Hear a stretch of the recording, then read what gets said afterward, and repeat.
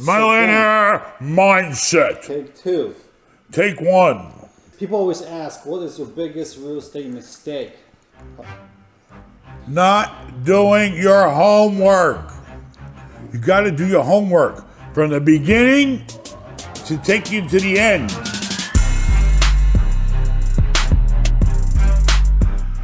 Okay, number one, like I said, my biggest mistake was not doing my homework.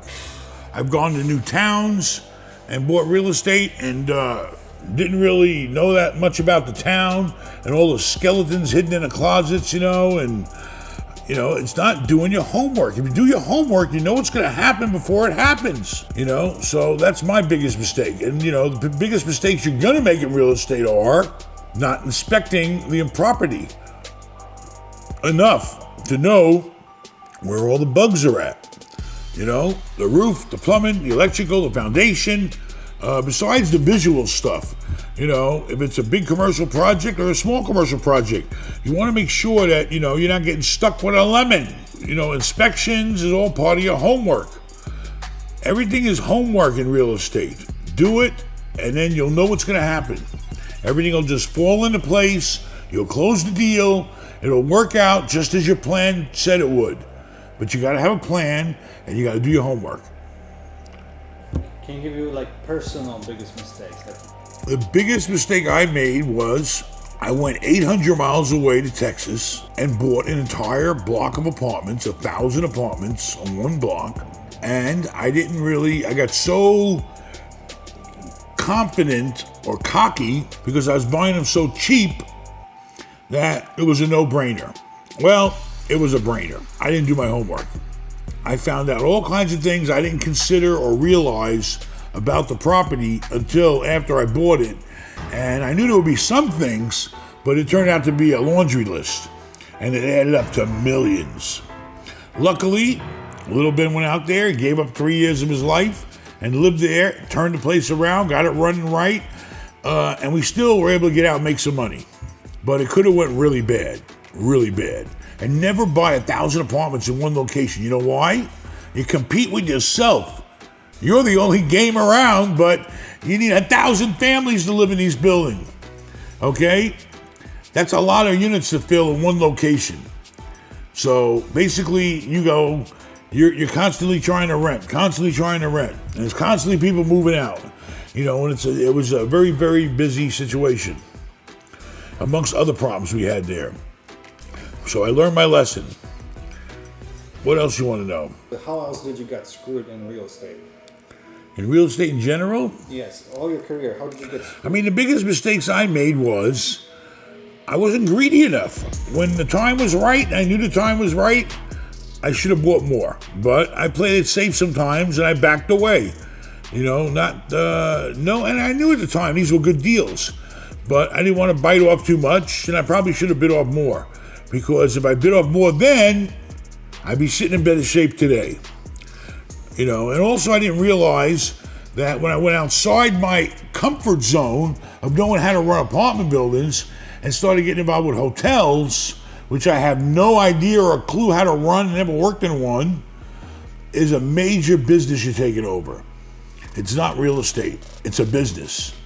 And I'm at the mercy of other people now because luckily I got good people I'm at the mercy of that help me. But if I didn't, I'd be screwed. Getting out of my box that I'm used to being in, not having experience and getting involved with projects I didn't know how to run, not a good idea. Have you ever overpaid? I don't ever feel like I ever overpaid because if I did pay close to retail, I was doing it because it would still have a tremendous tax savings for me, with a 1031. Because the choice is this: you either buy something or you got to pay the tax. Well, if you pay the tax, that money's gone. You never see it again. Uncle Sam ain't giving nothing back. But if you roll it into something that maybe you're not going to make a fortune on, but you're parking it for a while and you're getting a decent return, then that's a way of just prolonging it until you find the right deal. So yeah, I paid close to retail because I felt like it was a good way to park it instead of giving the money away. And I have made one mistake. Really, the only one that sticks out in my mind as the one I recently did with the Sweet Tomatoes. But who would know the Sweet Tomatoes was going to go bankrupt? It was a great restaurant, a great location. What happened? COVID came. Ding, ding, ding, ding, ding. I just bought a Sweet Tomatoes for, I don't know, $3 or $4 million, and it went belly up, baby, belly up. Nobody was pulling that belly up to the salad bar no more. And plus it was going to be my great place to go, and I wanted to eat healthy. I can go to my own tenant and eating Sweet Tomatoes when I was in Tampa.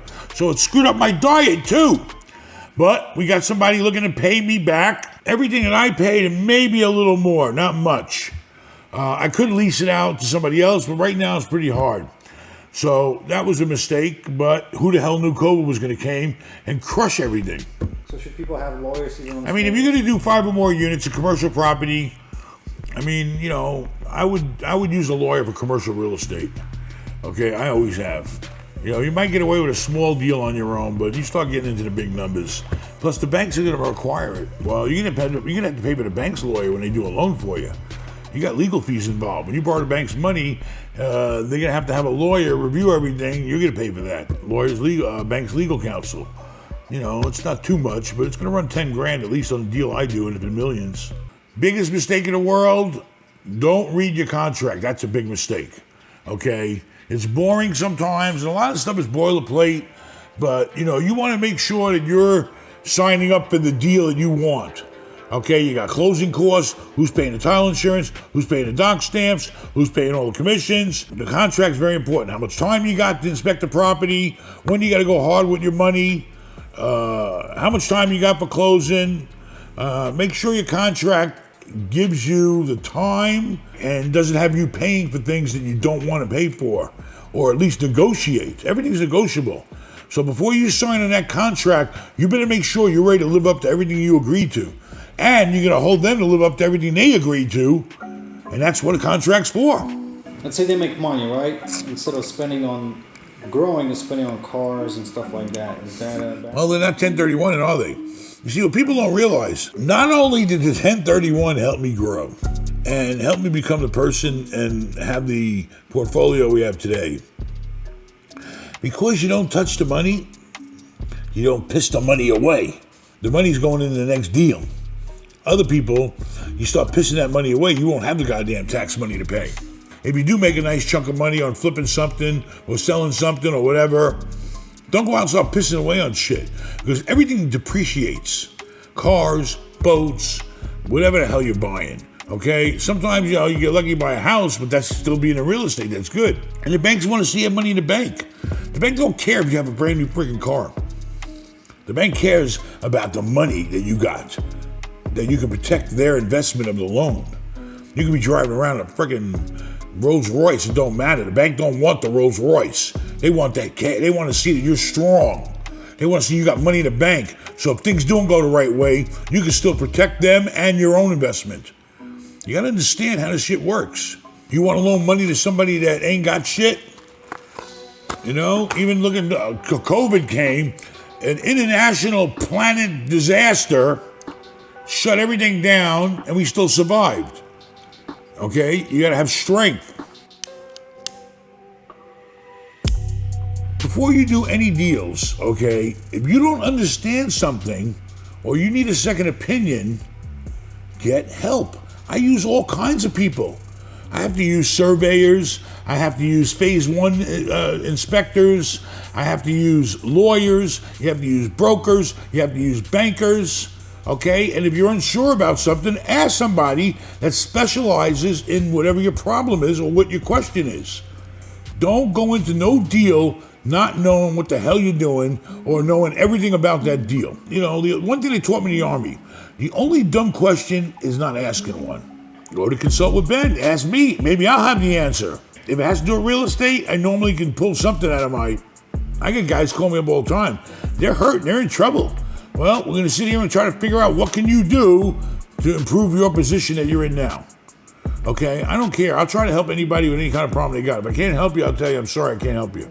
And we'll refund the fee. Maybe. Depends on the poll lock that day. A lot of times you're going to meet people and contractors when you're fixing up places, and you're going to think they're the greatest guy in the world. And they may act like it, and they may be, but not when it comes to fixing your house. Don't take nobody's word for nothing. Don't be afraid to go on Google or look at Home Depot's website and see what do these materials really costing me for this job? How much does a countertop cost per foot? How much does a toilet cost to be installed? You can get roundabout numbers that'll make sure that you're not getting screwed over, okay? Because you will get taken advantage of. And always get more than one bid. If we do any kind of job that's over like a few grand at least, or $2,000, we gotta get 3 bids from 3 different people. I've had bids for elevator reconfiguring or whatever the hell, remodeling. I've had bids that were $50,000 apart for the same job. Also tell people to leave comments. Leave comments, like it, dislike it, share it with other people. Adios, amigos.